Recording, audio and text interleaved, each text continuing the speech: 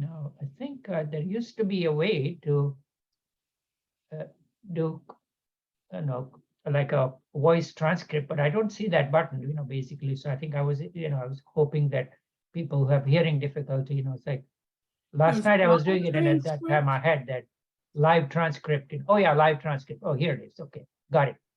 So hopefully that will show up at the same time. I think there's a way to turn it off. I think so, and I think hopefully people can see my slide. Oh, enable. Okay, live Yeah, so we can transcript. see it. Okay, all right, I got it. Yeah. Okay, A now. quick question, Bharat. Would you prefer us to ask questions by raising our hand or putting it in note? Well, we have a small number, so either one, you can just Okay. interrupt type of thing. So I don't, I think either way it doesn't, interrupt me too much type of thing. So it's like, in a way, in fact, I would encourage feedback because that tells me that people are awake, so, okay. And hopefully everybody can see my slide, okay, which is blank at this time, okay. And these are the two topics that we're going to talk about, that is precision medicine, which talks about, instead of giving care after you get sick, the traditional care versus so-called precision medicine as to, which is much more interactive, that it takes into account the feedback from the patients themselves, as well as the other members of the team, which are involved, in providing, like preventing illness rather than, for example, like nutritionists, public health officials, geneticists, psychologists, and countless and care providers, as we talked about before we got started. And then the idea is that we have gone through several revolutions in medicine, starting from vaccines to the magic bullets and the antibiotics. Those were the two big ones. But since the advent of the Human Genome Project, which is like the 21st century, is like the century of biology, and we are awash in massive amount of data that we are generating, and we should be able to incorporate that into improving healthcare. And obviously we just by physicians in medical establishment is usually very traditional and conservative, but the COVID forced them to go to mobile health and telemedicine, and maybe perhaps because they figured out how to bill for it. Okay, so that's unlike lawyers, doctors were not billing for phone calls generally, but with telemedicine, the whole paradigm has changed, and obviously the imaging technology has exploded with the easy availability of, and perhaps we might be overdoing it a bit, because I think the city of Detroit, when I was in my training, had more CAT scanners than the whole of on Southern Ontario. Okay, so this we might be overdoing it and generating a lot more data that we don't know how to interpret. Okay, and then again, the newer advances that finally AI is coming into the big force, and that is helping revolutionizing some of the medicine.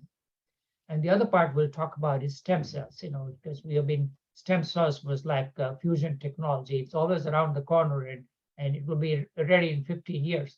But it is maybe getting finally with the advent of molecular biology and CRISPR, we might be finally getting into the using effectively. And it has been around it's not a new thing, but it's been around for bone marrow since 1972, but it's finally, making its forays into other fields, Okay, so these are some of the data-driven words, which will hopefully improve our quality of life, a type of thing, and okay.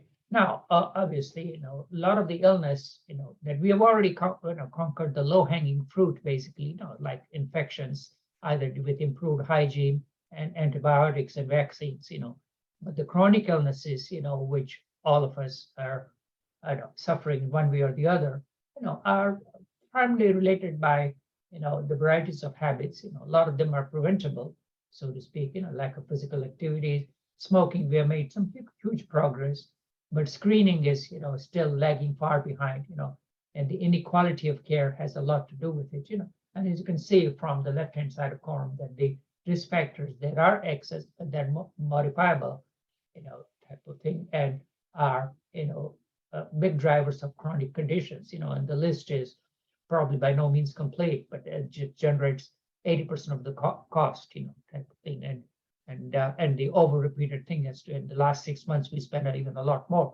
So there are a lot of modifiable behavior. But again, before we blame the individuals, there are a lot of other stuff that we as healthcare providers and establishment can intervene also. That's where the precision medicine is makes a lot more sense, in at least now than what it did, say, 20 years ago. Okay. And again, with the Human Genome Project, you'll see this slide many times, if some those of you who are taking the class for a genetics type of thing, that we have extended far beyond just isolating a single gene, which was done in the early 80s for Huntington disease. And it was just people were so glad when they found one gene, basically. But from there, we have gone to what is known as exome sequences. Exome is the part where you're sequencing the genes that code for protein, okay, and the whole genome sequences. Because again, biology was a lot more complicated than we thought. All of us had big hope that with genome sequencing, we'll find genes for every disease and live happily ever after. But things didn't turn out to be as simple as we thought. And so there are varieties of ways, like we are learning. We talked at length about the microbiome, and we talked about gut. And then we obviously, last but not the least, we have discovered epigenome, which is, the influence of environment on the genes, because, okay, and like Siddharth Mukherjee in his book talks about, the genes load the gun, and environment actually fires the shot. So it's a combination of both, by the way. And again, just to give him a promo, because I've alluded to his book about the Emperor of Melodies, and then the second book of his is called The Gene, but the most recent book that is just came out a couple of days ago is called The Cell, where the intricacy of what is going on in the cell, inside the cell, the ribosome, and the cells are a whole community, because you have trillions of cells, and they all talk to each other, and so there is it's like a whole world rather than just a small village. Okay, so that'll be an interesting book for those of you who are, and he's a very erudite writer. So it's enough said about it. So all this data is awash, and the new disciplines such as bioinformatics and systems biology have come into work. When we were in school, we didn't even know what bioinformatics was, but it's a huge branch, and the computer scientists, and they're the ones who made the huge difference, especially with the genome sequencing and trying to figure out as to where the origin was. Right now I'm reading a book by, on the real sciences of how the COVID virus was located, and it was around in the caves in southern China as far back as 2013. And the people had actually said, yeah, that this could cause trouble, but obviously, it's like the whole world just basically ignored it, and as to how the gene. So it's a very interesting, like a detective story from the guy who named David Quinlan. He wrote the book called Spillover, and this is his recent book about the origin of the COVID and the whole epidemic. So and maybe it's not an easy reading, but enough digressing. So we can see that how the things have changed. 19th century was primarily industrial revolution. 20th century, one can say that's physics and computers. Okay, well, the 21st century is biology, and where we have incorporated all the disciplines, including not just molecular biology, but mathematics and computer science. If you recall from last week, when I talked about how mathematicians are devising algorithms for treating prostate cancer. I mean, that just kind of blows my mind. It's like, once you went into medicine, mathematics, okay, well, I know enough math. We never bothered about it. But alas, I should have learned more calculus. Okay, so these are the varieties of things, that are important, in generating so-called, precision medicine. So you can just see that.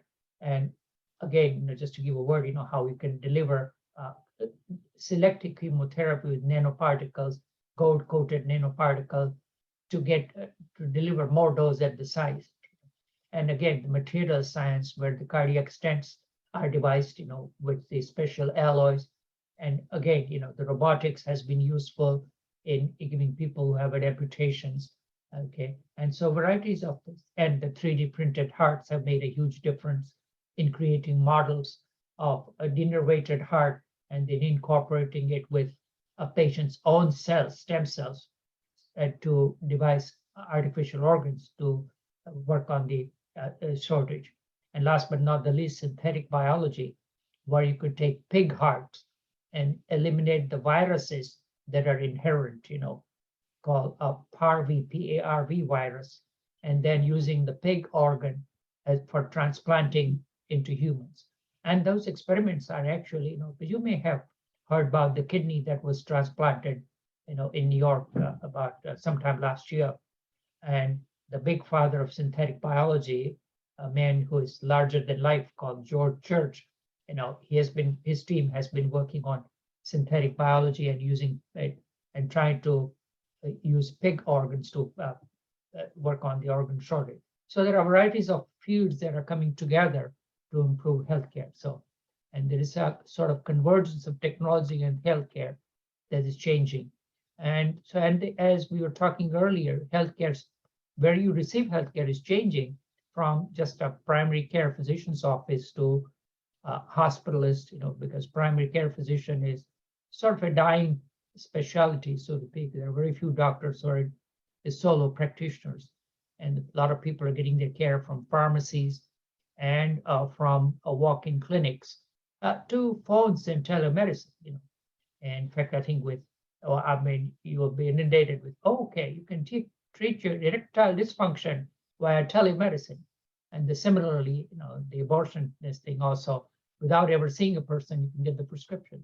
So a lot of data that practice, so that is, and similarly, you can get even psychotherapy or counseling, with your apps. How effective that is, that remains to be seen. But so there are varieties of different changing in healthcare delivery systems that are taking place. So a lot of data and app services, like or anything else, there's an app for that. So, okay. And but at the same time, there are a lot of other problems also, that we have fragmented care, duplication of care, variety of social restrictions. For example, you look at the gaps in healthcare. In Harlem in New York, the average lifespan would be 76 years. On the Upper West Side would be 84 years. And on one side, we have people who are accessing concierge care. On the other hand, people cannot afford, buying insulin. Okay, so it's a huge thing. So, okay, so some of the dots need to be connected to make uniform access available to the advanced care that all of us are.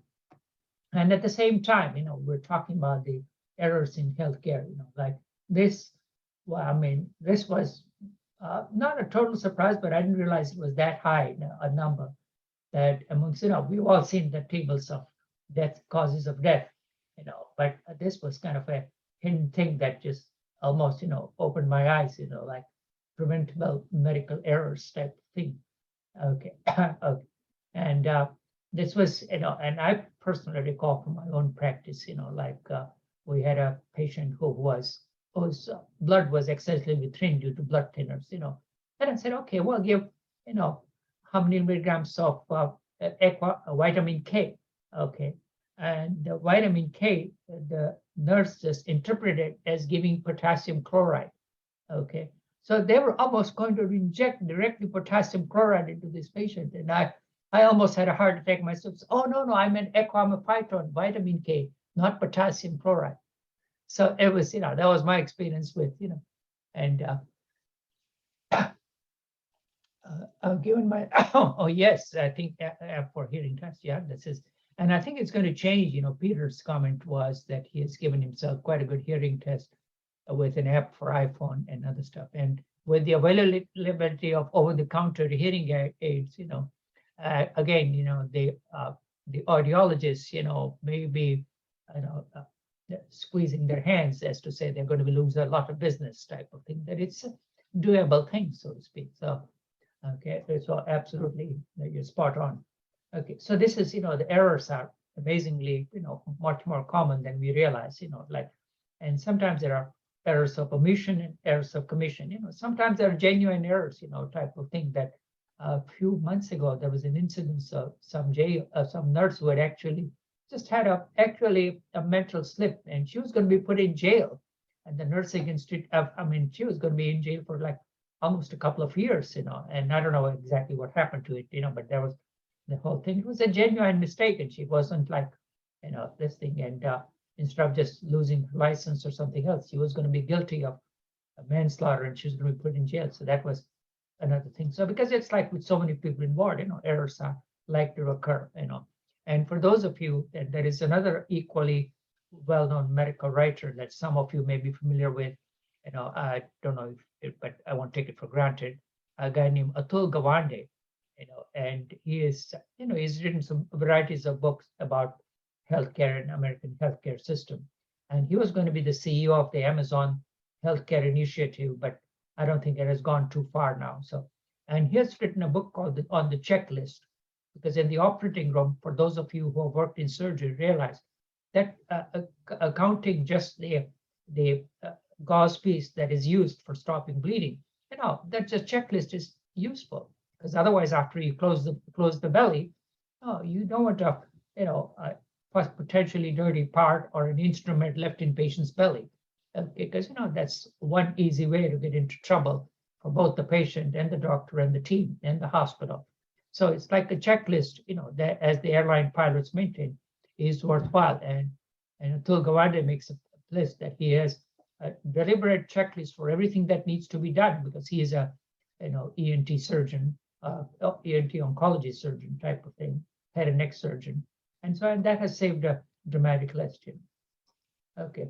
And last but not the least, for those of us who have worked in the healthcare system, that this was, this just almost floored me. This was documentation at Stanford Children's Care, 1895, sorry.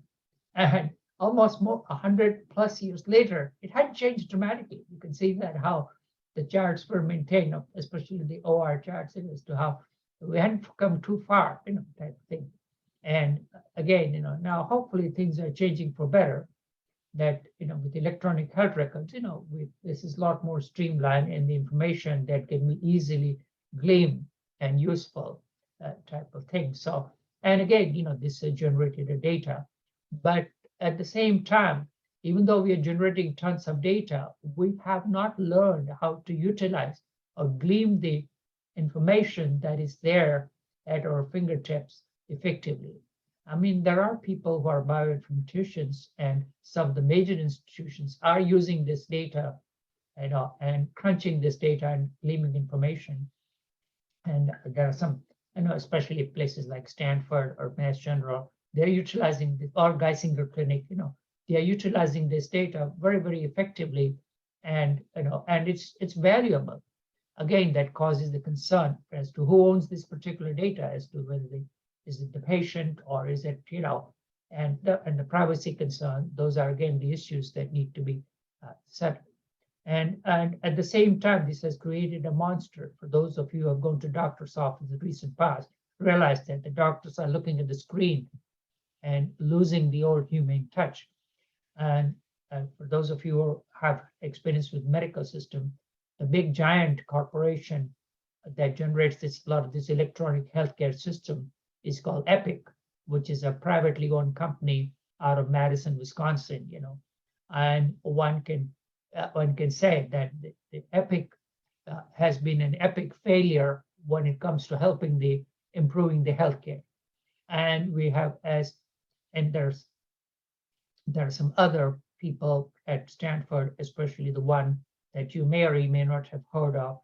He's a physician who was an internal medicine and infectious disease specialist, and he's a very erudite writer. Guy's name is Abraham Verghese. Okay, and he worked in a small town Tennessee during the early HIV era, and he's also did a writer's workshop at Iowa, and he teaches physical examination and bringing the human touch to the young hotshot Stanford medical graduates. And it was talking about as to how we have, and along with that, there is another person who's maybe more familiar to you, His name is Eric Topol. And Eric Topol is the head of digital medicine at Stanford. He's a cardiologist by training and has specialized in digital medicine. Okay, and written some variety of books, of the interface of of computers and medical establishment. Okay, and so these two people have had conversation. The one has the humanist touch, another had the digital, the 21st century touch.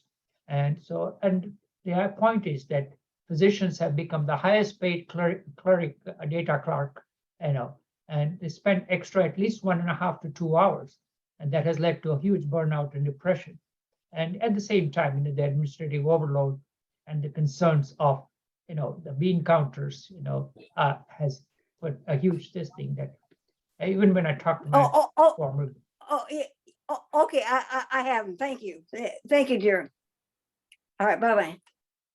Okay, yeah, please, I think, we should probably mute those who are mic is open, so we don't get the private Got it. It's chat. closed.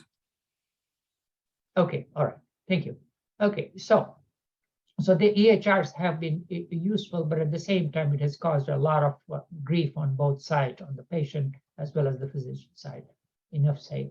Now, I think let's play this video, and this is where you'll see, hopefully. Without getting quite close to the patient.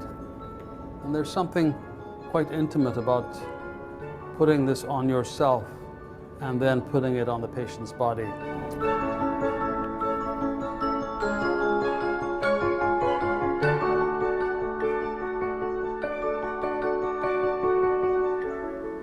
It was invented first in 1816 by René Laennec, and it was a much simpler instrument at that time. It was really essentially just a hollow tube that he put his ear to and put the other end. Okay, so this is, was a longer video, which the link is there, but it tells you about the usefulness, or it's become an instrument of, which we can practically throw away with the newer technology. And that is Abraham Verghese, he was, that was his talk on the death of stethoscope. But at the same time, he's very, very well spoken and well read. This is actually a ritual that goes along. You go to the doctor's office, you barely know the person, and at the same time, you're putting your trust in him. You're disrobing, you're allowing him to touch the parts of the body that, would be so private, type of thing to you, and telling him facts, So it's kind of a ritual that we have established, and with just relying on imaging technology or telemedicine, we are losing some of that touch. It's just like we know, it's like half the people in Ollie prefer in-person thing as both just relying on Zoom, Okay, so these are some of the big questions that we have to address as society and as healthcare establishment, And so we have, and so this is, and a lot of other tools at the same time that are available right from birth. Because, like some of you may recall that, at the same time of birth, there's a test called Guthrie test, which we'll talk about when talking the genes class, where you're screening for serious diseases, which affect, in childhood, the so-called single gene diseases, And now a lot of the clinics are doing full genome analysis right from birth, as to whether you really want to know all these things or not, as to that remains to be questioned, So we don't know whether it is worthwhile knowing some of this information, some of the data that we know. And again, we'll talk more about when we talk about genomes. Okay. And now, again, this is the Star Trek diagnosis.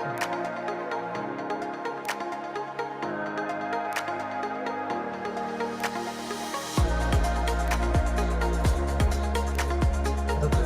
Sorry, I should have waited till this.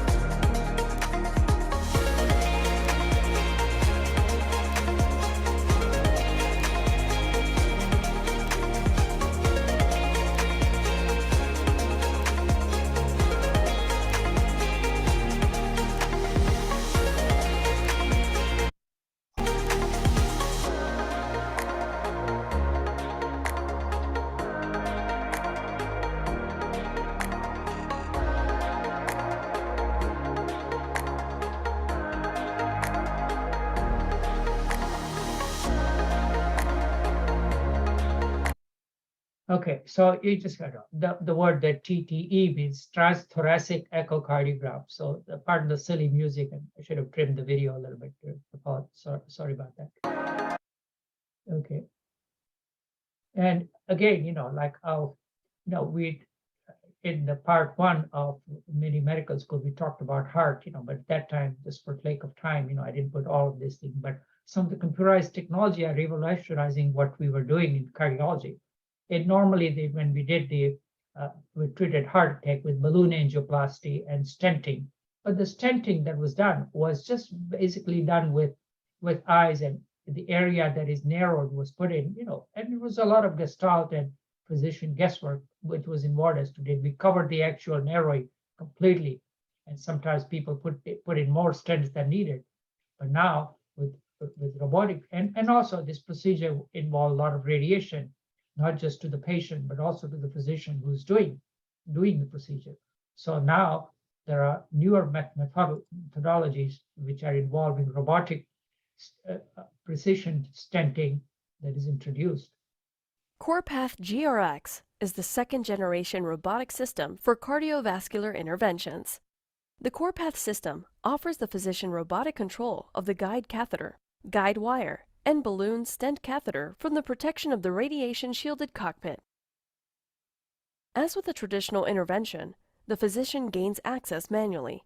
In preparation for CorePath, the physician attaches the drive gear to the Y connector and then connects the guide catheter. With CorePath's bedside unit draped, the scrub staff employee moves the extended reach arm into position. You can now see the single-use cassette mounted on the robotic drive, which is where the interventional devices will be loaded. The physician loads the guide catheter into the single-use cassette using the fine-tuned controls on the robotic drive. With the guide catheter securely in place within the cassette, the physician pulls the guide support track over the guide catheter, securely attaching it to the introducer sheath.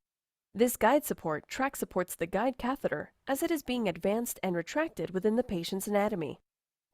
Once the guide catheter is in position, the physician can now remove his lead and sit down within the radiation-shielded cockpit. From here, sitting less than 2 feet away from the CorePath's Power Vision monitor with enhanced visualization, the physician will drive the devices and perform the intervention. The scrub staff is now ready to load the devices. The bedside touchscreen provides step-by-step instructions to streamline workflow throughout the case. Once the devices are quickly loaded into the cassette, the intervention is ready to begin. With the guide wire position locked in place within the cassette, the scrub staff adjusts the radiation shield to maximize her radiation protection and steps away to minimize her radiation exposure. The physician can advance, retract, and rotate the guide wire in order to cross the targeted lesion. As necessary, devices can be quickly exchanged by the scrub staff throughout the procedure. The physician can reposition the guide catheter using the guide catheter control joystick located on the control console. When the procedure is completed, the scrub staff follows the instructions on the bedside touchscreen. So you can see that this is, there's a learning curve with this, but this really gives a lot more flexibility and a lot more precision and guiding. Because a lot of times I've seen my colleagues, spend, almost 10 to 15 minutes trying to get the guide wire in the correct location and making sure that the area that's narrowing is done. So this is similar, idea is borrowed from the robotic surgery, that the maneuverability, radiation level decrease, that has increased dramatically. So this is almost like the precision stenting. You can just see how this shows in the cartoon diagram, three-dimensional map of the coronary arteries and anatomy and flow and non-invasive flow parameters. And again, we can also detect as to whether the stent is needed actually, because measuring the pressure beyond the narrowing and on the proximal side, you can see. So that would avoid a lot of the unnecessary procedures that were done. Okay, so these are some of the newer advances that are done in the field that I was associated with. Okay, at the same time, on the diagnostic front, this is almost unreal as to how this was, some AI algorithms can almost diagnose things and not just, even give an idea about the age and gender. How that is done, I think it's beyond my pay scale. But these are, very well respected research groups, and they've sent data as to how to diagnose varieties of illnesses, including the biological aging from retina. Because one can imagine, so I may have mentioned that if you recall from the part 1 when we talked about brain, and the retina is like the window in your not just to your soul, but it also windows to your brain. So that really gives you a lot more insight than you realize, type of thing. So this is the retinal scanning, is really coming into the in forefront, and not just diagnosing, the eye-related condition, but the other systemic illnesses also. Okay, now let's say this is a rather busy slide, let's see how it plays, type of thing. So, okay, now. Okay, now we all know that a lot of the diseases, chronic disease that we saw, are related to aging process. Okay, and now aging is a cause of major illnesses. And obviously now how do we tie in the precision medicine and the stem cells? Because most of the stem cells, that are easily accessible, as we talked about, origin of bone marrow, and this cartoon diagram shows the bone marrow cells, which is where most of the bone marrow stem, which is a major source for stem cells. And the stem cells give rise to the varieties of cells in your body, your so-called white blood cells, and the lymphocytes, which help you protect the immune system. Okay, and the red blood cells and the platelets that stop the thinning. So that is your basic hematology 101. Okay, and now the stem cells have two main functions, which are that they can self-renew, so they can, as like the HeLa cells that we have read so much about, and at the same time they can differentiate. So they're the two main sides. So they can, it's just like they can be whatever they want to be, type of thing, Okay, and that's usually true for embryonic stem cells. But if there are stem cells residing in your liver, they are wise enough; they'll only form liver cells. So you won't have kidney cells forming in your liver, and because that would not go very well. Okay, so this is one way the stem cells continue, type of thing. But as we get older, the stem cells lose some of these abilities, type of thing. Okay, and when they start failing, okay, if they fail with the self-renewal, then you get disease called bone marrow failure, and the technical word for this is called aplastic anemia. Okay, just you become anemic, and again can cause some serious issues. On the other hand, if they go berserk and start multiplying without checkpoint, okay, then you get leukemia, the blood cancers. On the other side, if they didn't differentiate adequately, then you get less immune response, and then obviously you can see if less immunity, are much more likely to die from COVID. At the same time, if they don't manufacture enough red blood cells, you'll become anemic. If they have problem with platelets, you will become clotting problems. Okay, and last but not the least is the gauge. If their immune response is less, then you get chronic inflammation.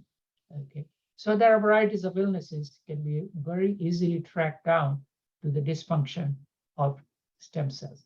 Okay, yeah, Peter. Okay, please go ahead. Yeah, jump in. A question: the poor adaptive immune response. So as we get older, our immune response gets worse. Is that through the stem cell pathway? Yes, to an extent, and also the inflammatory, the cells, the infections, and the microbiome effect, that we talked at length. So it is not just one factor, not just indigenous factor, but say if your gut lining is goofy, if you have a poor diet habits, and if you have less desirable microbes, then they will mess up your immune response, type of thing. Okay, so and if you have inflammatory chemicals like the cytokines secreted in your body, then again you'll have chronic inflammation, and your immune response may be compromised. All right, for example, if you're taking steroids, so it's not just one factor, I would say, it's multiple factors play a role. If you're on steroids, no wonder your immune, if you're or if you're deficient, in your certain essential hormones. So varieties of factors, including gut microbe and other factors, will also play a role, not just stem cells alone, I would think. Okay, so hopefully that, so it's it's always never in biology, it's always never straightforward. So varieties of factors will come into interplay for immune response. Okay, and a lot, and just basic biology, type of thing. What is, this is, I think, everybody's familiar with the so-called central dogma of biology. Okay, I'm going to assume no, and I will just say that this was devised by Francis Crick, the man who was the other half of the DNA discovery, with Watson and Crick, who were and basically DNA is like the code, which is like your grandma's recipe, and then the code is translated into mRNA or messenger RNA. So this is DNA is closely guarded, it's inside a safe, okay, and it's translated into mRNA. So if your neighbor wants a recipe, that becomes a recipe. So this is the copy, and then she goes around and cooks, the protein. So proteins are the workhorse of the body. So this is basic biology in 2 sentences, and we'll talk a lot more, in the DNA class type of thing. But the trouble starts is proteins are, we have thousands and thousands of protein. And if the proteins are misfolded, that's when you get sick. And the classic example of misfolded protein is, all of you have heard, neurodegenerative disease. Primarily, the problem child for that is Alzheimer's disease. Okay, and and so these are the varieties of protein, and the misfolded protein, the cell tries to correct itself, type of thing. There is a protein inside your body called ubiquitin, and ubiquitin actually takes out all the trash inside the cell. Okay, and then again, the ubiquitin is inside the cytoplasm, and it works in collaboration with other small protein, and they are literally called chaperones. Okay, so these 2 proteins get together and keep the internal milieu in proper control, and all of these is controlled with a gene called heat stable factor protein, okay, HSF1. Okay, and so when there are problems that develop as we get older, the HSF level, gets compromised. Okay, and that's when the cell starts aging. Okay, and at the same time, the malignant cells are clever that they hijack, this HSF protein and multiply, ad infinitum.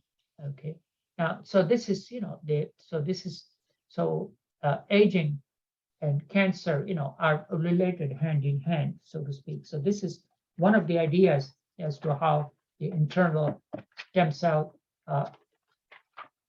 control, along with the abnormalities of protein, and misfolded proteins inside the cell.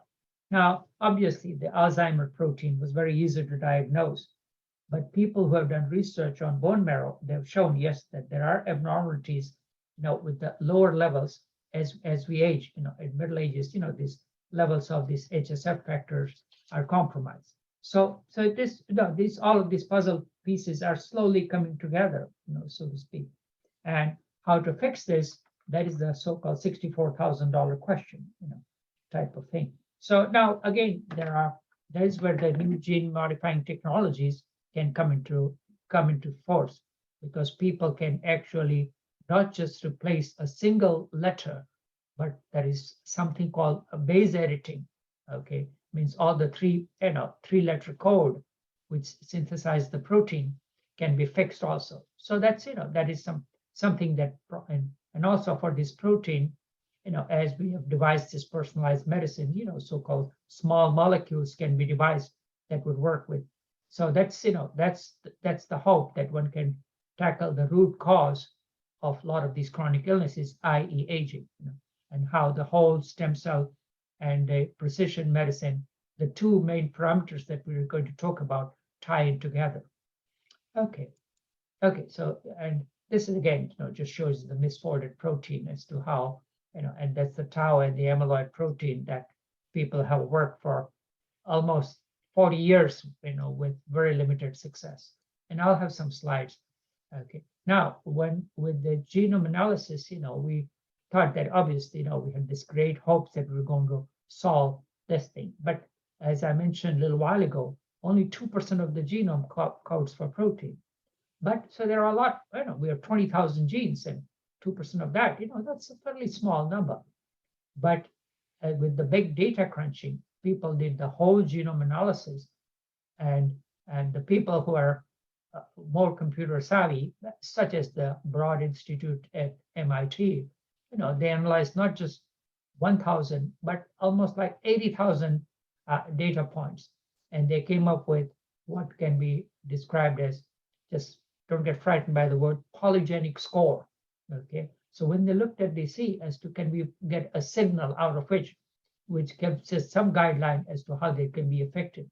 And lo and behold, the group at Broad Institute has been able to come up with a lot of data points, where it makes it that the genomes does play a role in all these illnesses, not just heart disease or atrial fibrillation, but also in polygenic diseases called diabetes.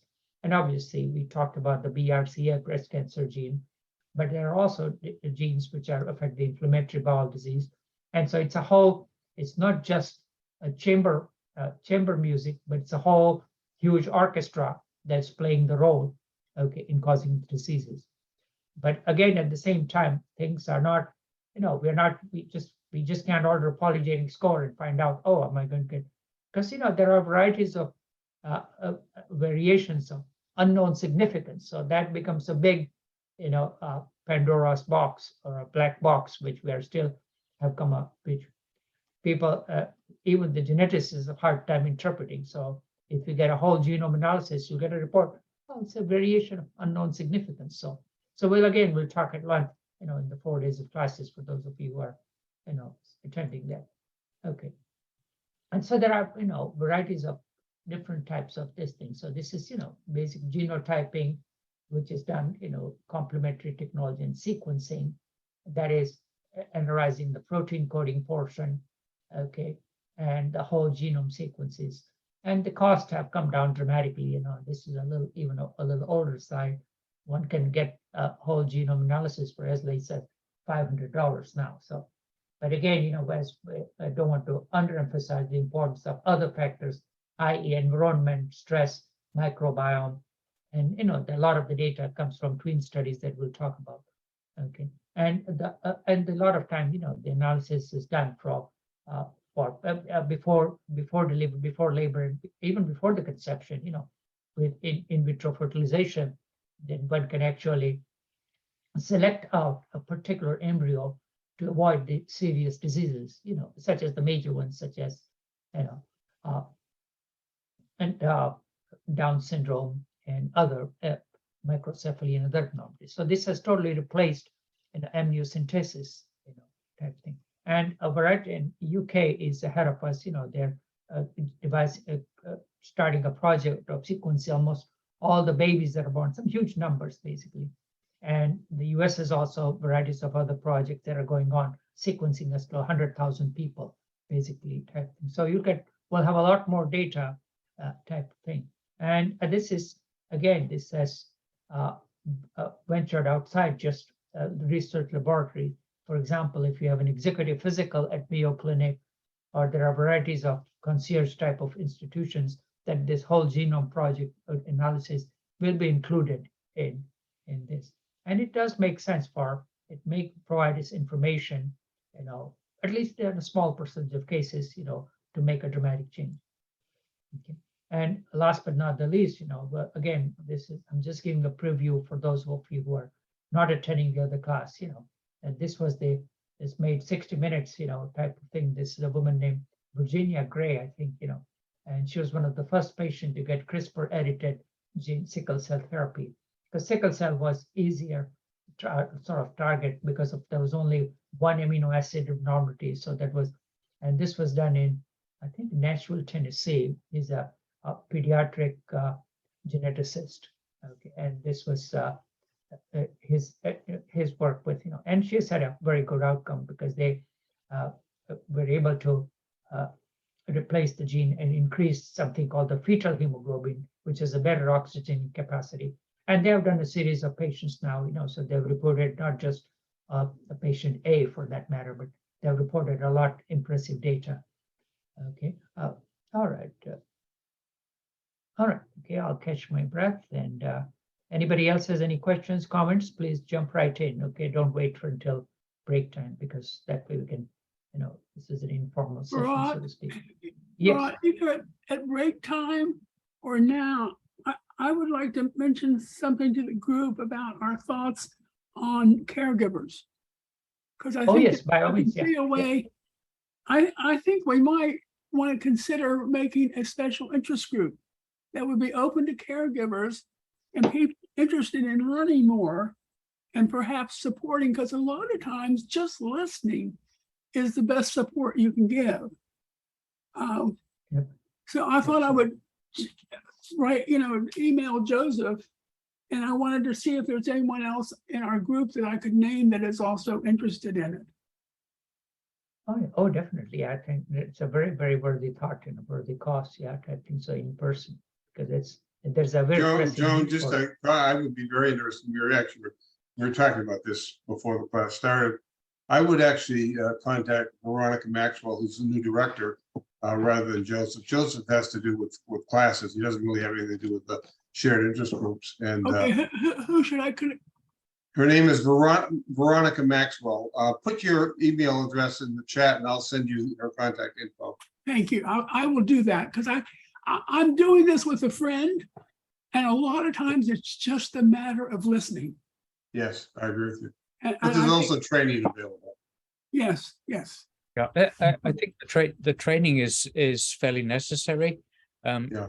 Some of Yes. the ways you communicate with people with Alzheimer's are not intuitively obvious, and it's good to get an idea of how you should deal with them. And of course, there are a number of different types of Alzheimer's. There's some patients who tend to get aggressive, some people who are very passive. Some people are kind of in and out of it, and it's a very multifactorial disease. If you meet one person, you meet one person with it, you've met one person with it, because it's different. in Yeah. everybody. Yeah, exactly. Different. I'd certainly be interested in listening. Yeah. Yeah, Okay, I will definitely do. I'll follow up on it. I'll put my email in the chat now. Okay. And if there's anyone else, just put in the chat and I'll include a mention of you. Thank you very much, Peter. Okay, all right. Okay, yeah, no, I think it's, it's really something that is really strongly needed type of thing. And I think there are quite a few people who have background in psychology, type of thing, or who have worked at a VA, because I think, unfortunately, my neighbor who was working with the dementia unit, but he's still working, so he may not have that much time. But obviously, like somebody like him who could come and even just give a lecture here and there would be very worthwhile, because Dr. Agostini, he had like 30 years of experience working at the local VA, working with the dementia unit, so he can even just come and give somebody as to how. And my mom has the same problem, and I've tapped him and said, well, Henry, how should we handle, so there are a lot of people, and I'm sure there are a lot of people who have a background working at the Veterans Hospital, have psychology background. And I think Ron Hammerly has a different background also, type of thing. So I've known him, but I think I've known him peripherally. He has never taken a class, but he's big into the ethics and healthcare system. So I've had a good feedback from him from time to time. So, Yeah, and Mike Bice, I don't know if you mentioned him, but Mike was the CEO of a chain of elder care facilities. oh yes, In the upper Midwest, and he's very knowledgeable. Yeah, I didn't take his class because it was down at it was in person at Canterbury Tower. So that's Yeah. oh, I hate driving down there from Yeah, from. he actually USF just gave a area. course yesterday, so. Right. Yeah. Oh no, he's amazing. Yeah, type thing. I was hoping I could invite him one of these days to give us a guest speaker for a few minutes. Because I took when he did his online class, I moderated it in summer, so I was a moderator for his class. So that's the first time I met him. Okay. So, and this is, a well-touted slide, just like the similar slide for the cost of this thing, that the imprecise medicine, because we take all of us are familiar with a lot of these drugs. This is the SSRI, Abilify, Nexium, which is, Humira, which is the anti-inflammatory drug, Crestor, which is the cholesterol big seller, Cymbalta, which is again antidepressant drug, Remicade, again, which is the anti-inflammatory biological agent, and Advair, the inhaler. But we prescribe all these drugs, and patients spend good income doing this thing. But not everybody is, responding to it. Either the dosage is not enough, or they have enzymes that do not this thing. So this is, and I was one of the early adopters, of 23andMe, and at that time they were giving, like as to how sensitive you are to these medications, and then they dropped doing this because the FDA got on their case, yes, you're practicing medicine without this thing. But it said, oh yeah, like, I'll be very sensitive to antiplatelet drugs, or type of thing. So it was a very useful information as to if you have, and I think all of us with medical background, it was always said, oh, cytochrome 450, so that's how you'd metabolize certain drugs. And we used to see that how some people who had angioplasty and stent, they took the blood thinning medicines called antiplatelet drugs, and still they were unlucky. 3 months later, their stent clotted up. And perhaps at that time, now if we had doing this type of genetic testing, we would say, yeah, they need larger dose, or they will not respond to this particular drug, okay, type of thing. And the same way with anticoagulation, some people are so-called fast metabolizers of blood thinners, and I just used to, back in the 80s, I used to scratch my head. I would send the patient to blood specialist. Well, we can't get this guy's blood thin, and we are worried, and now we are learning that a lot of these was the individual genetic abnormalities that were responsible. Okay, let's see who was. Oh yeah, John had the email.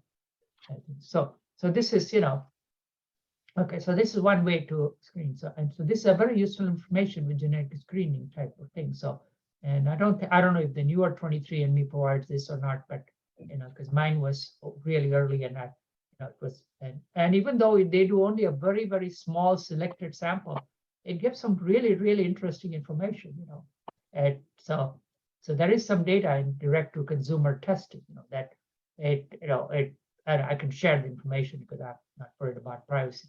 So I have one copy that would make me more susceptible to getting late onset Alzheimer's disease. It's called ApoE4.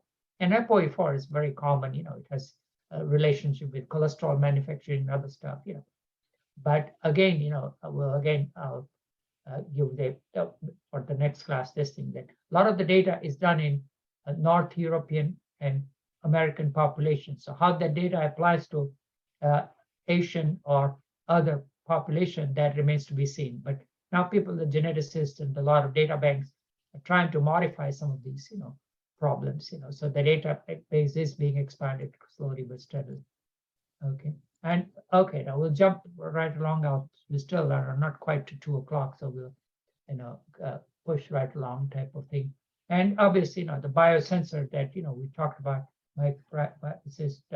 this thing, a lot of you have taken these classes, there are varieties of biosensors, smartphones, active questionnaire, cognitive aid to the patient, decision aid for the practitioners, motivational, okay. And there are tons of biosensors, that are, I sit in on the bioengineering class, and that's the big thing is to biosensors, okay. And you can see that this has variable sensors, like for those of you who taken, from doing a dipstick to the urine in the old days, we have come a long way, baby, so to speak, so, and from year 2000 to 2022, 20, you come from doing just a simple glucometer to without needle pack, tooth sensors, various, you name it, and that type of sensor you have, type of thing. So it's an amazing amount of information, like trying to,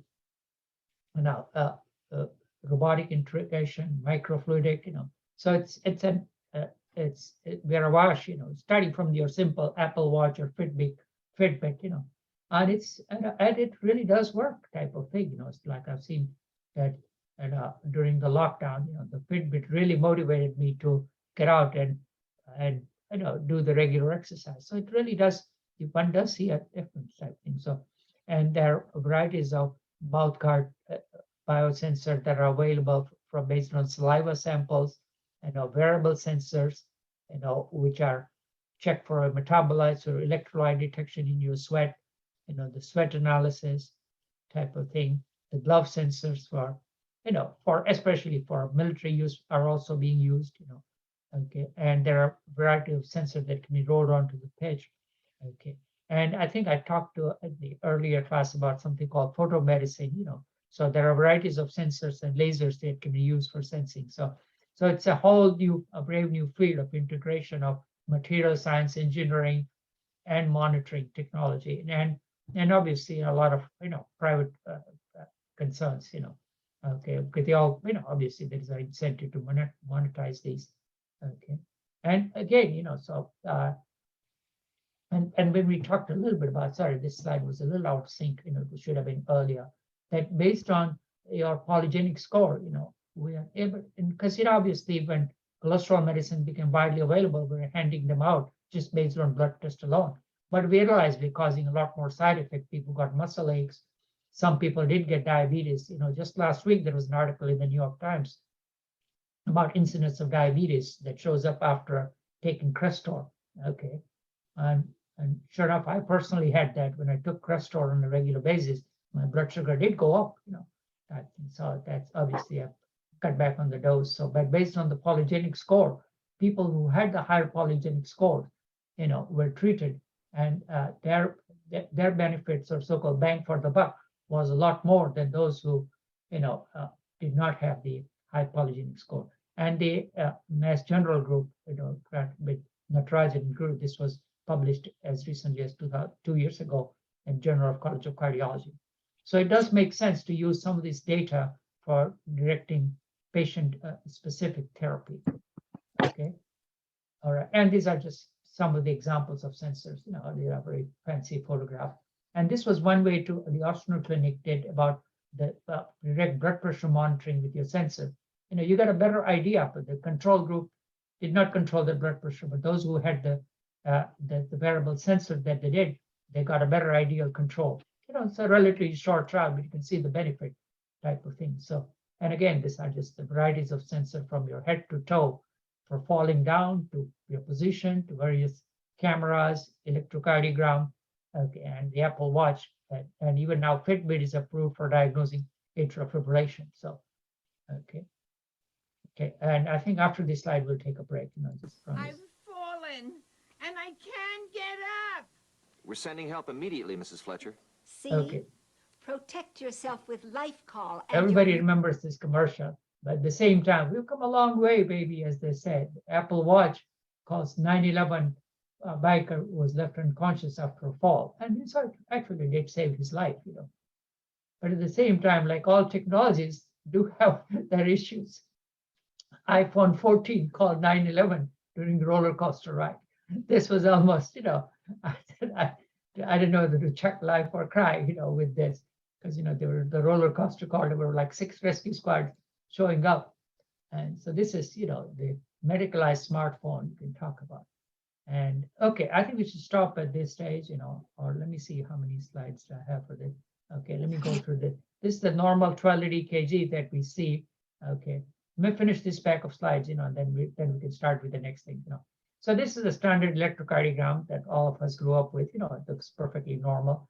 But the Mayo Clinic, based on huge amount of data and the algorithms, this is almost blew my mind. Based on machine intelligence, clinical intelligence, that they've gone one step further to diagnose illnesses which I would have never dreamed could be done from electrocardiogram.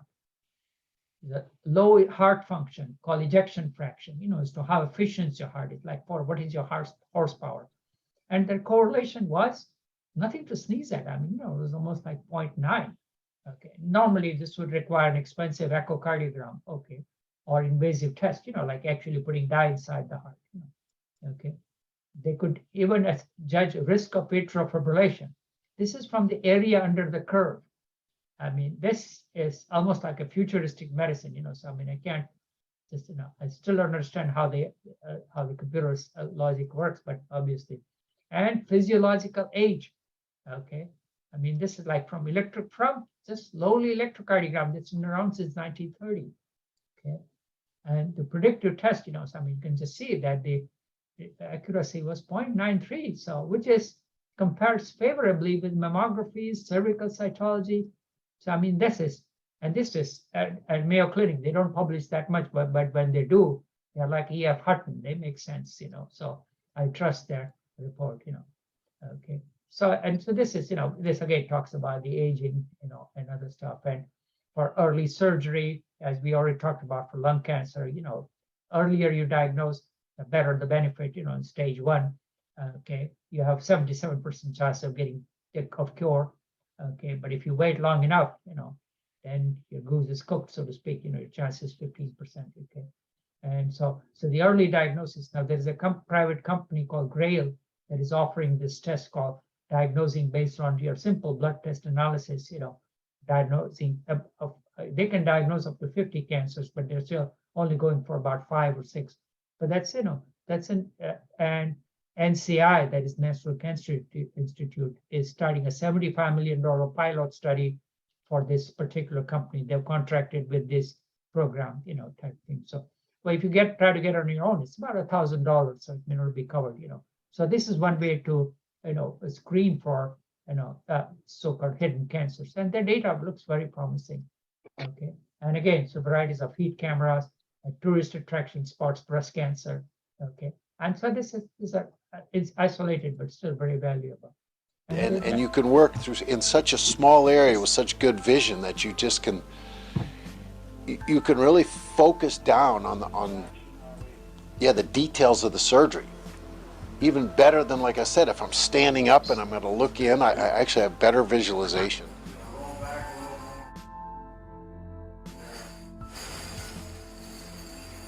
The Da Vinci, it mimics the movements of your fingers. It is not just pushing a button or holding a button. The instrument can be more dexterous than your fingers can be, is that it can go in 360 directions and 360 rotations, if that makes any sense. At each point on the circle, it can turn another entire circle. It's amazing.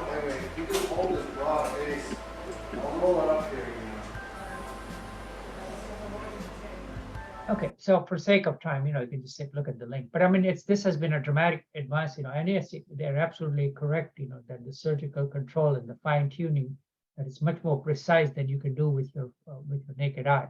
Right? So, and this has been useful for training surgeons, type of thing. And so overall, the role of surgery should not be underemphasized, especially from the developing world. The access to surgery is still far less than what you and I have.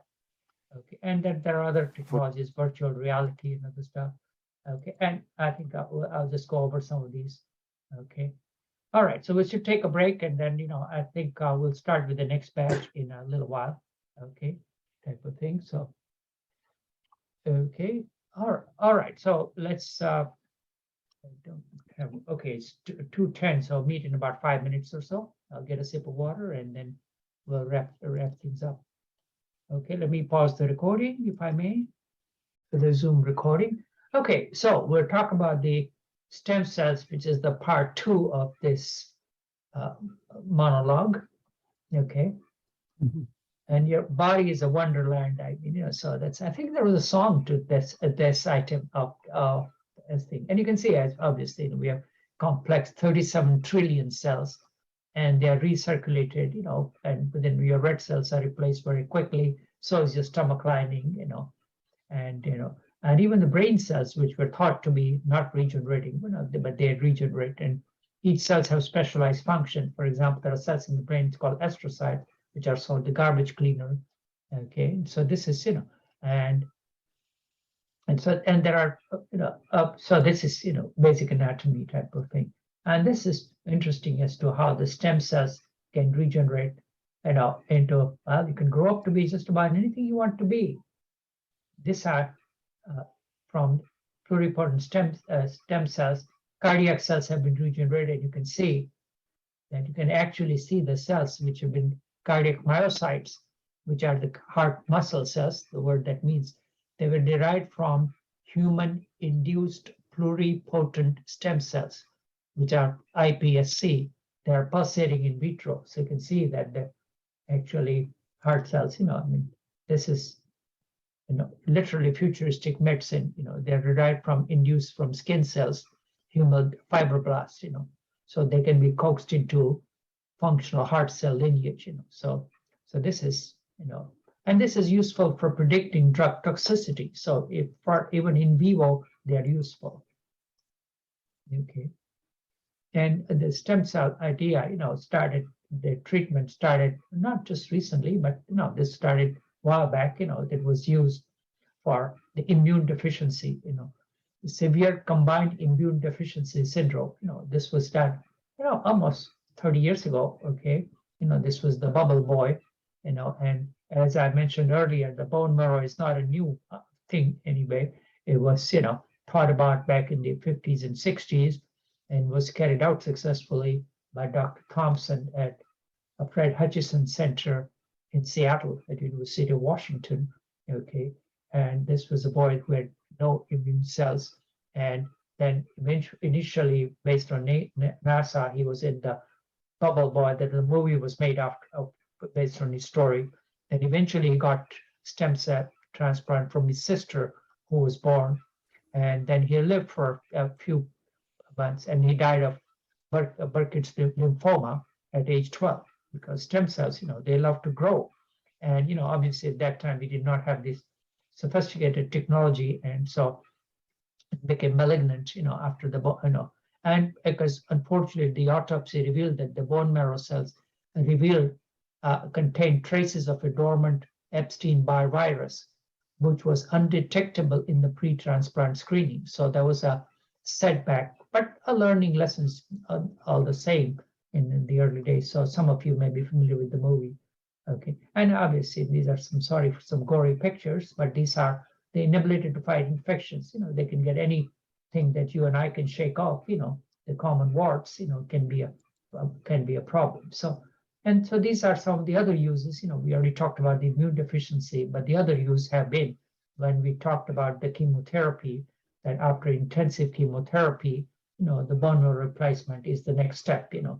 But again, the treatment can be, really, it's not for the faint-hearted, because to go through chemo and radiation therapy, a lot of people succumb to infections in those times. So, and then again, so reinfusion therapy, that was the earliest use of stem cell therapy. Okay, and there are varieties of stages. So I'll have several slides later on to talk about this thing. So these are, the cartoon, type thing. You can be anything that you want to be when you grow up. So that's the stem cells mommy telling him. Okay, and these are the diagram that I showed you earlier, multipotent stem cells, the embryonic stem cells, that did, and within a few days, they decide their fate, so to speak, and they selectively become tissue specific. Okay, and there are varieties of regions have their own stem cells, and primarily ones that we get, the embryonic stem cells, become blastocystis, and they become induced pluripotent stem cells, and then morph into somatic cells. So this is the whole line that is there in the body. So just gives you a general, overview of the stem cell situation. Okay. And these are, again, we already saw this slide in the beginning when we talked about the introduction of the subject, the varieties. And this has been the primary cells. But the other source that is less utilized is called mesenchymal stem cells. Okay. Okay, so these are so basic, stem cells, which again can develop into red blood cells, are destroyed quite frequently. Intestinal stem cells are replaced, skin cells, and even the neural stem cells are replaced. So they are in the adult body that are working. Okay, and obviously the ethic people who were the protesters, that they're from the embryos that were discarded. So there was a lot of ethical protest that was done. And during the second Bush this thing, only a few stem cell lines were permitted for research. And some of the earlier research was done for the embryos were borrowed from people in Europe type thing. So again, but the whole thing's changed, and the earlier people who were working with the in vitro fertilization, the team, two people in UK and one in US, Martin Evans, Oliver Smithies, they were working with in vitro fertilization, extracting the nucleus and implanting the embryos, thing. So they were the Nobel winners in 1978 for reproductive technologies. Okay, and that again at that time was considered a big crime against nature. But again, now there are thousands of babies are born with in vitro fertilization. Okay, type thing. And so this is some of the technology that were devised type thing. So okay, and and the work was done as far back as 1978 by Martin Evans, Oliver Smithies, and Mario Capecci. And Mario Capecci has an interesting background. He was an orphan in Italy after the Second World War, and then came to stay with some relatives in Pennsylvania, and went on to work in molecular biology and became the Nobel winner, along with and he discovered the it's special mice that were used for some of this research. Okay, so that was so there was some really pioneering work that was done that was rewarded. I think. And for those of you who took Dr. Varuf's class on reproductive technology biology, and luckily for us, I think he's going to be in the genetics class. I think so. He's one of the first person to do in vitro fertilization in Tampa. Okay, so hopefully the feedback would be interesting to see from somebody who has worked with. Okay, and so this is some of the ways of done for in vitro fertilization technology. Okay. And the embryonic stem cells, that came in much later because of to overcome the objection that was done from the ethical community and from the religious community, which was the work that was done by biologist James Alexander Thompson at Wisconsin, and another one whose name I think he was at Johns Hopkins, that on inducing embryonic stem cells. And they used something called the factors that were discovered called transcription factors, which are varieties of protein that were used by the Japanese scientist Yamanaka. And based on this, they were able to coax the induce pluripotent cells, so they were able to convert the normal ordinary cells like skin cells and fibroblasts into stem cells. So that way they were able to overcome the objection that was raised, And so that's the way now most of this pluripotent stem cells are generated. And again, so these are have a wide varieties of using, based on, as we already talked about, in bone marrow transplant, cancer treatment. Again, there is the promise remains that it may work as an anti-aging for organ repair and tissue repair. So there are, and again for drug research in something called organoids. So I'll have several slides about that.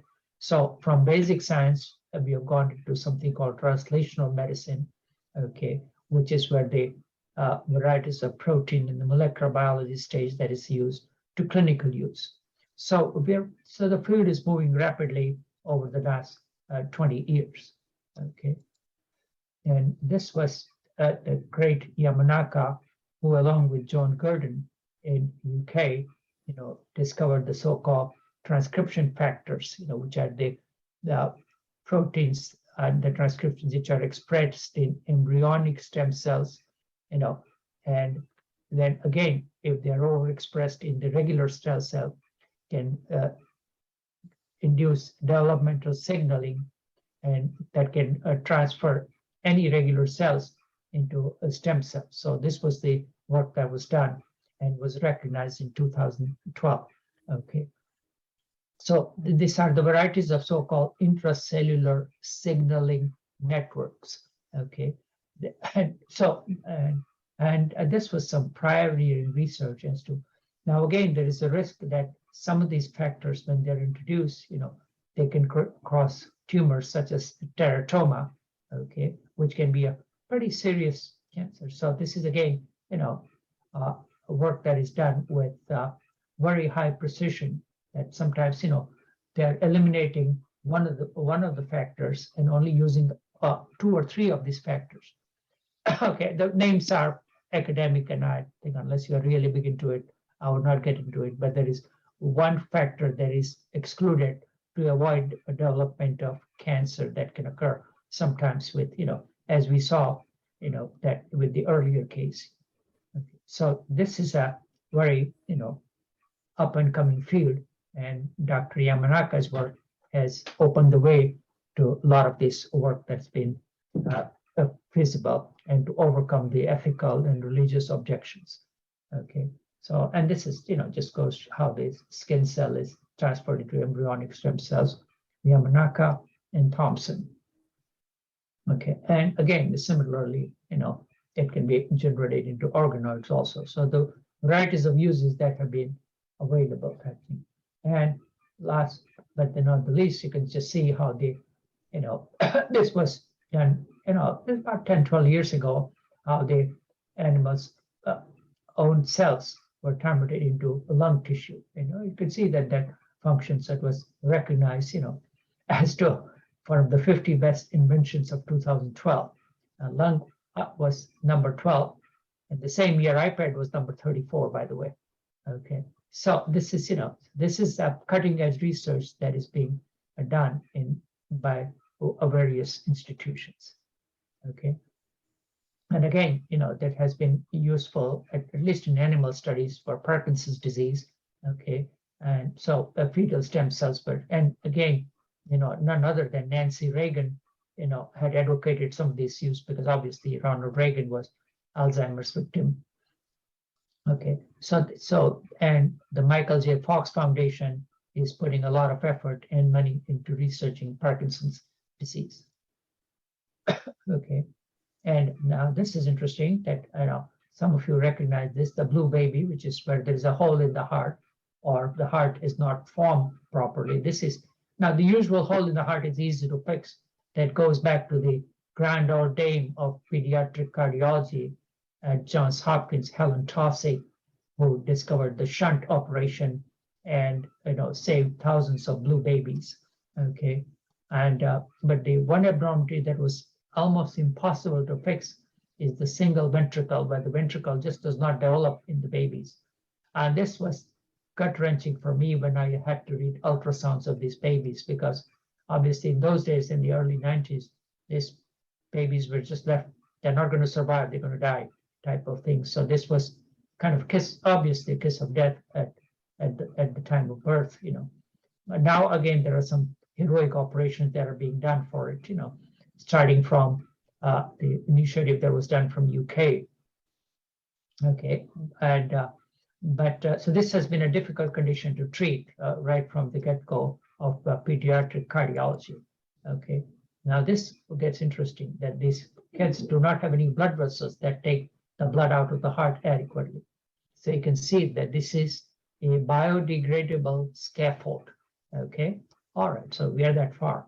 And then you can take the own blood vessels of bone marrow cells that are co-cultured along with this and builds a wall after 6 months. Okay, and this is tissue engineered blood vessel this was animal experiment that it shows that looks identical, to the native blood vessel. Okay, this is research.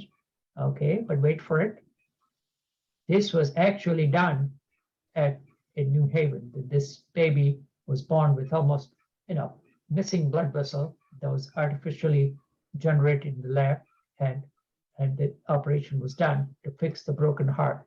And as the child grows, because usually the problem with putting anything artificial in young children is that the tissue does not grow with the child. So this was done, and now this particularly generated structure grows with the baby as he or she gets older. And so this is a dramatic recovery. So, this was almost, mind-blowing. So, and again, we already talked about this, that, okay.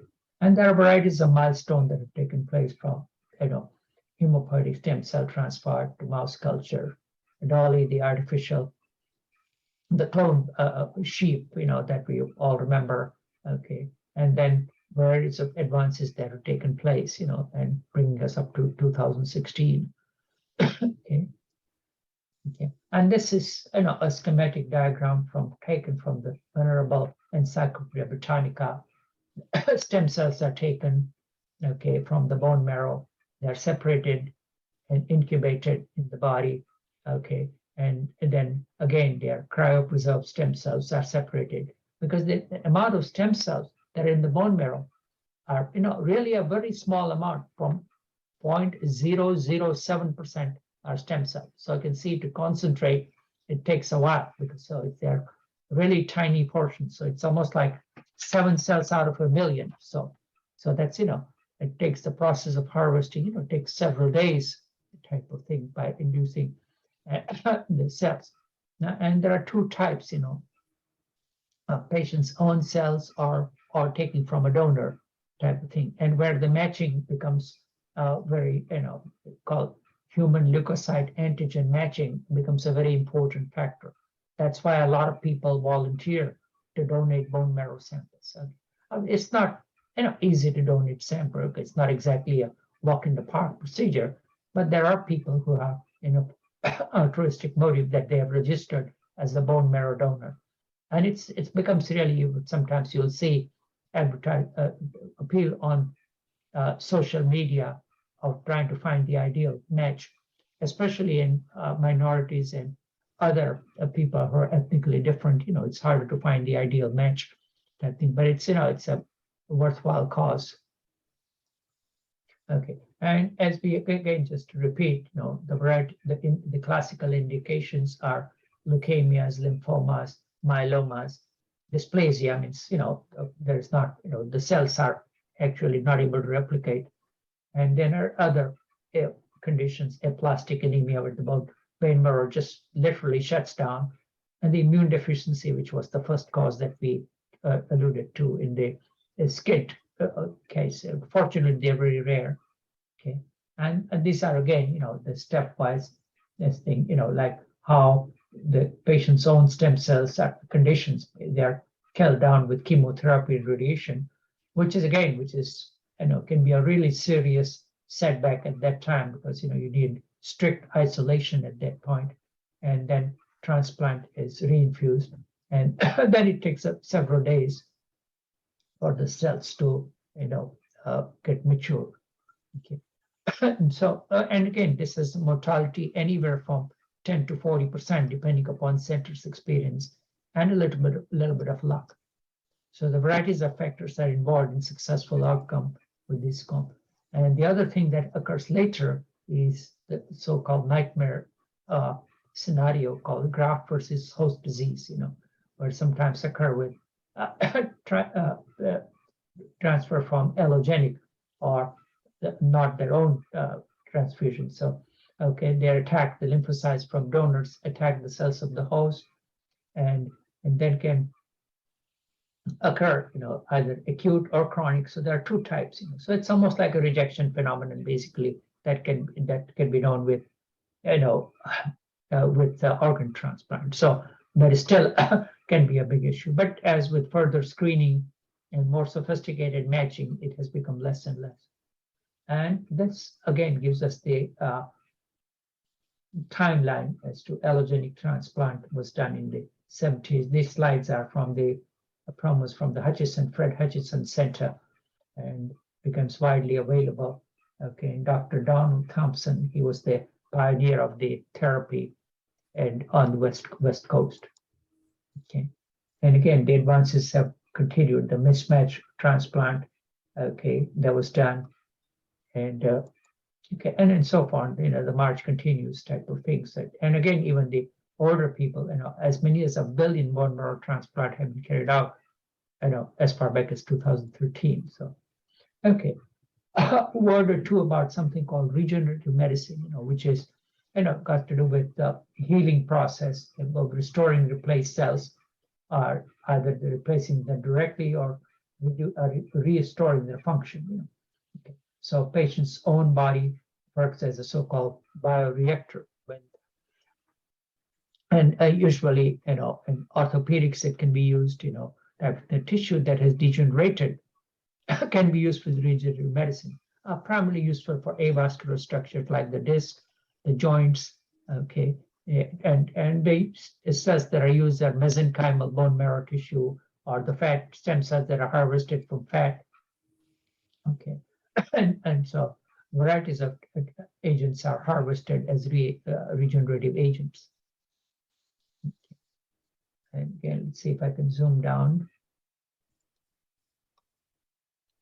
Yeah, sorry, this thing is not clear. It's harder to read for even with this thing. So yeah, so it can be used as mesenchymal stem cells can be used as neurons, endothelial cells, fat cells type. So okay, and again, this is the bone marrow for degenerative disc disease, how the proteins that break down.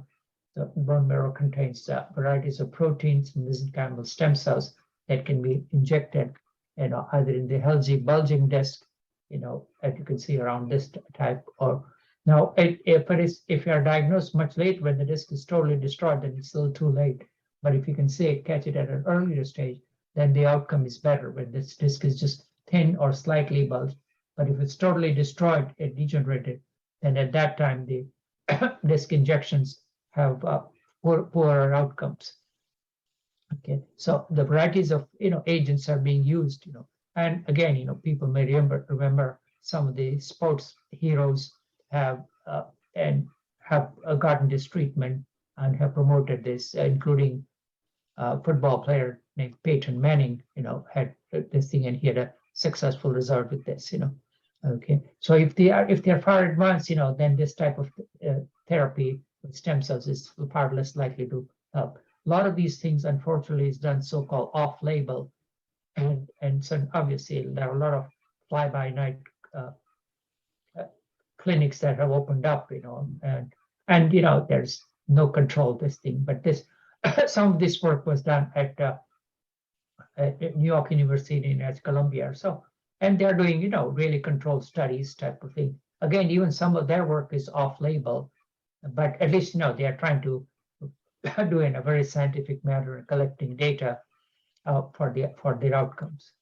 Okay, all right, and this again, tells you the varieties of processes that are involved. Okay, and I think and some of these cells interact with the body's own cytokines, and the mitochondria, and along with varieties of other agents that are involved, so-called the direct. You can see how the microvesicles are transferred across the cells, okay?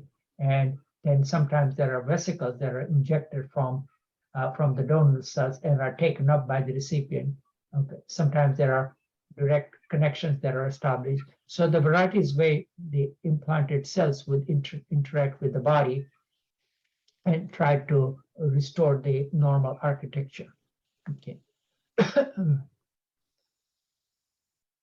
So mitochondria, and vesicles, those are some of the mechanisms that take place, and the cytokines, which are varieties of chemicals that are released, So these are some of the ways how the injected therapy would work, so the underlying biochemistry.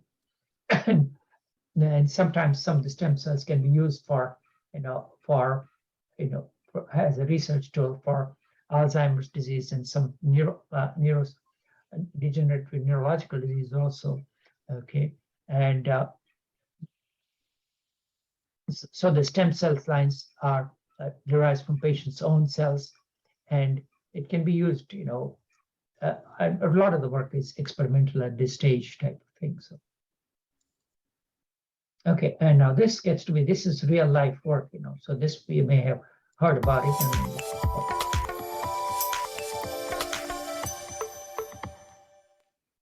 These researchers are using clusters of neural cells called brain organoids because they have many of the characteristics of a developing brain.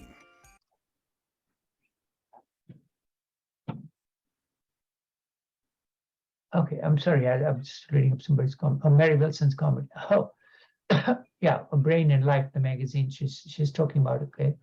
All right. So thank you for the information. Yeah. Hopefully I was not familiar with it, but I'll try to get it. Okay, let's continue with this.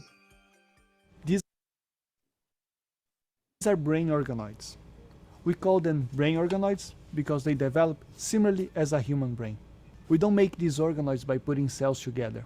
We just give cells the right conditions to grow, and they organize themselves into these structures. Like many stem cell researchers, we first start with induced pluripotent stem cells. These are made from a mature cell, such as a skin cell. The skin cells are given different factors and they become pluripotent stem cells. To generate brain cells, we provide specific growth factors to guide the cells to become neuroprogenitors. These cells are the first step in brain development, and you can create all types of brain cells. First, these cells self-organize into neural rosettes, and we keep providing them with nutrients and factors for them to become healthy, mature neurons. As these rosettes grow larger, the cells form different layers that are similar to the ones found in the brain cortex. These brain organoids are the focus of these researchers' many investigations. One focus is to grow brain organoids from pluripotent stem cells, from individuals who have neurological disorders. These let us see what differences there are between normal and abnormal development, and even ways to treat the disorder. Brain organoids also let us see very early brain development. These earliest stages of brain development are when errors that cause disorders occur. Disorders that will affect the brain for life. And this is why we're working with brain organoids. To review how a brain is built, so we can see how it works, how neurodevelopment can go wrong, and how we can prevent that or fix it when it does.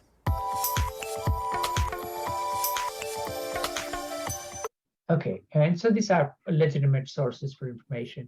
And the brain tissues grows very slowly, and so it took about 6 months to grow up to the size of 3 millimeters. Okay, and so I'm not sure recently some of you may have heard that human brain cells were transplanted into the rat organoid, and they actually did grow and function.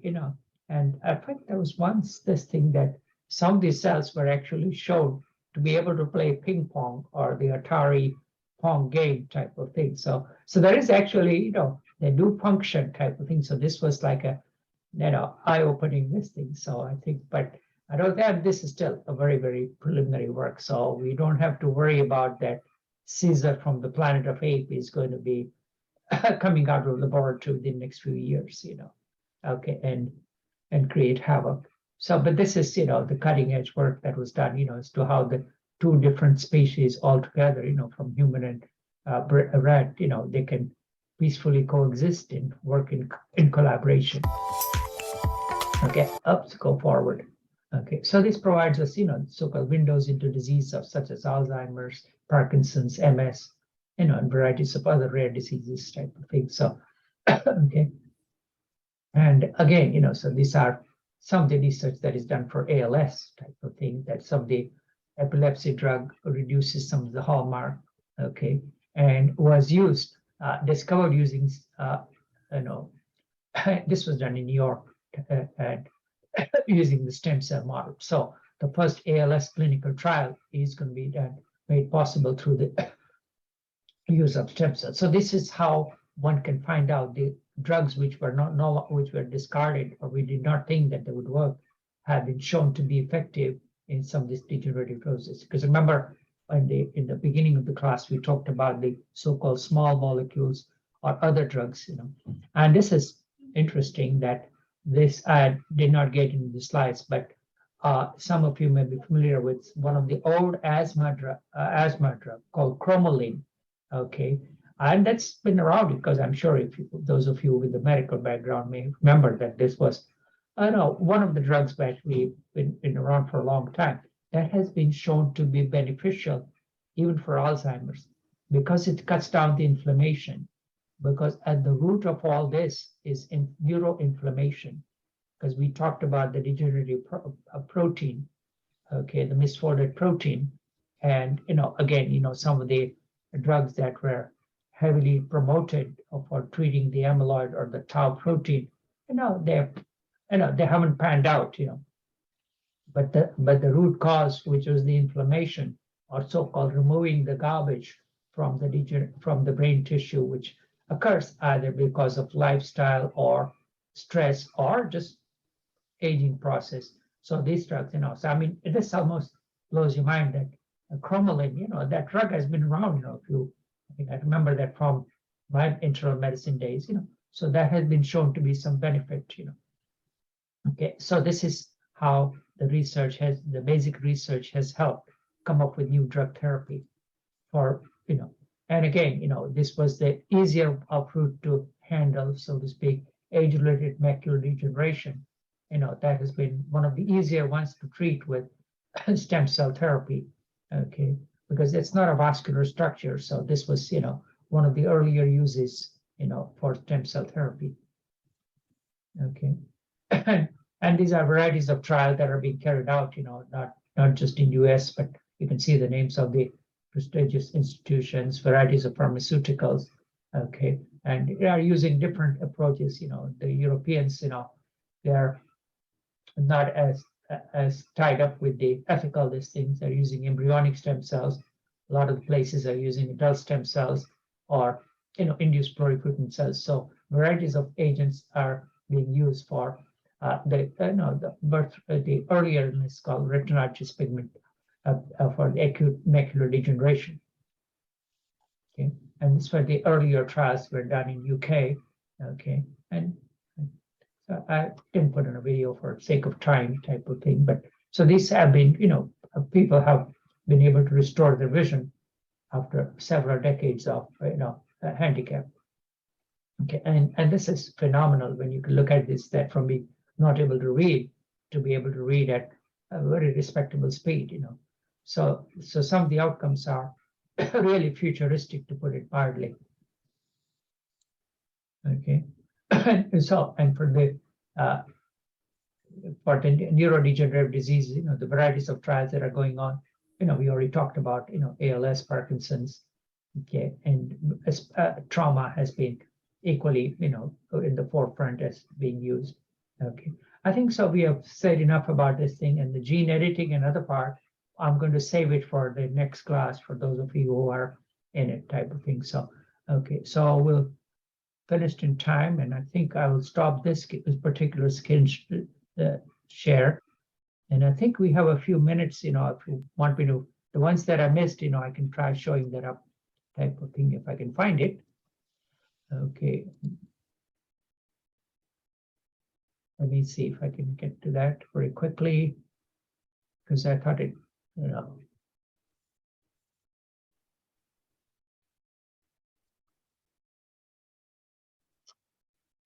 Okay, slideshow from the current slide.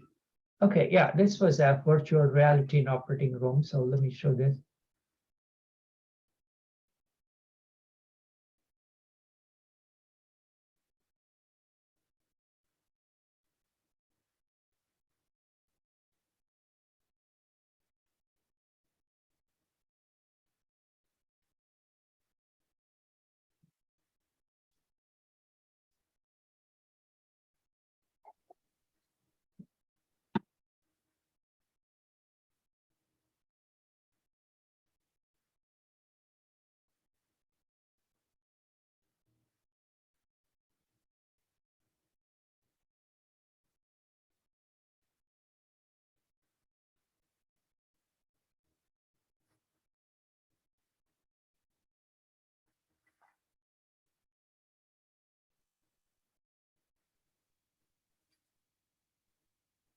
Are we supposed to be able to see something, Brad?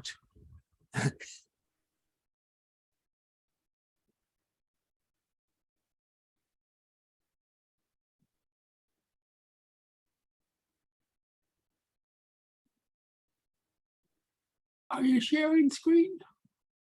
Oh, I'm sorry. Yeah. Yeah, just a second, let me pause it, yeah. I thought I had missed that step, yeah, thanks for pointing it out, my bad. That's okay. Share screen. Okay, I think we shall redo that. Okay, you should be able to see this now. That's better. Great. The origin for the Miracle flagship project at the University of Basel, we developed this virtual reality room.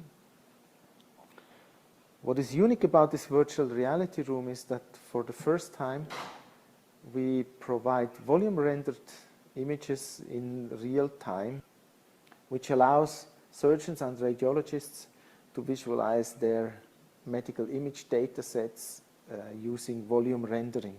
And they can walk around, they can grab the object, reposition it, they can also change the size, zoom in or zoom out, rotate it at will, so that they have the most comfortable and best view of the scene. As an additional option, we also gave them a cutting plane. This cutting plane can be used to either cut through the volumetric data set, to, for example, cut open the skull or the rib cage for a better view of the scene behind it. But at the same time, I can also switch this cutting plane into the CT mode. So I have a plane which can be freely moved around and visualizes the CT, the original CT data set behind the scene. And this virtual reality room provides a very intuitive way of positioning these cutting planes in 3D space. During the project, we realized that shadows cast by the objects are quite crucial for an increased depth perception. In order to emphasize this, we also integrated an OR lamp into the scene. This OR lamp can now be switched on, and we can freely select the brightness of this OR lamp. And if we move around this OR lamp, we can see that the shadows cast by, for example, the rib cage continuously change with the motion of the OR lamp. And exactly these shadows are quite crucial for an increased depth perception. Okay, so you can see that's some impressive work, and this is useful for training surgeons as well as medical students, so it's a dramatic thing.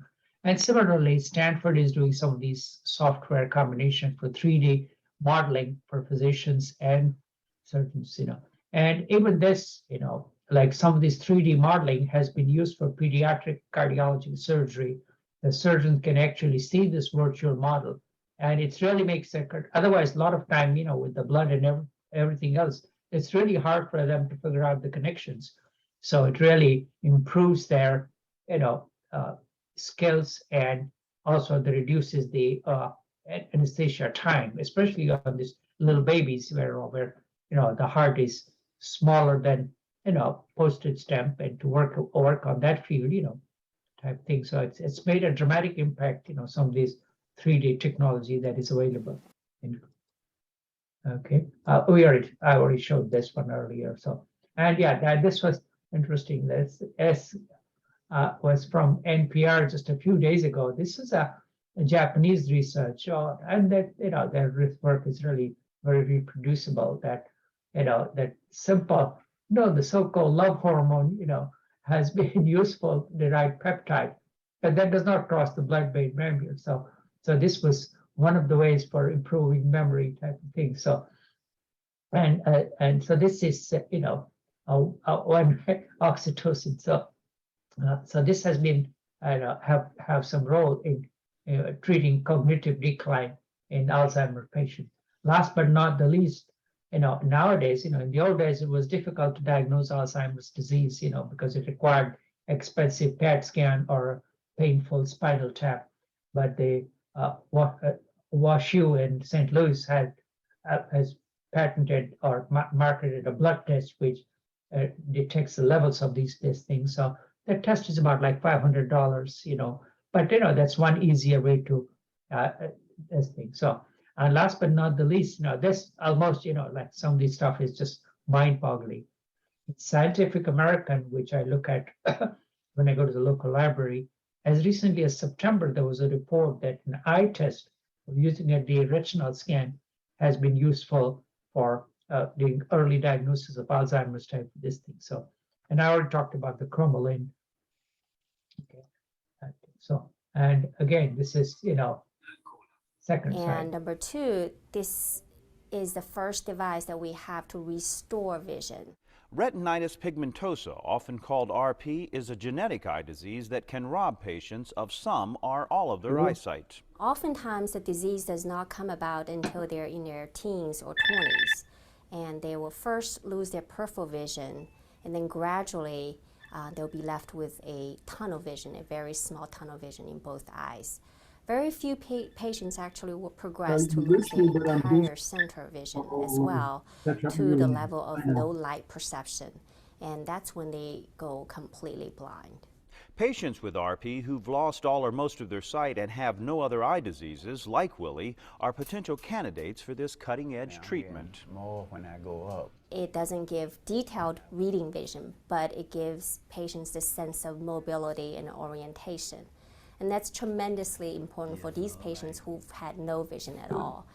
The system is comprised of 4 major components: the glasses, which contain a small camera and transmitter, the power pack, which holds the battery, a receiver that is surgically attached to the eyeball, and finally, an electronic array tacked to the retina at the back of the eye near the optic nerve. The receiver of the device is going to be implanted on the outside of the eye, and the receiver is attached to the cable, which is then attached to the array.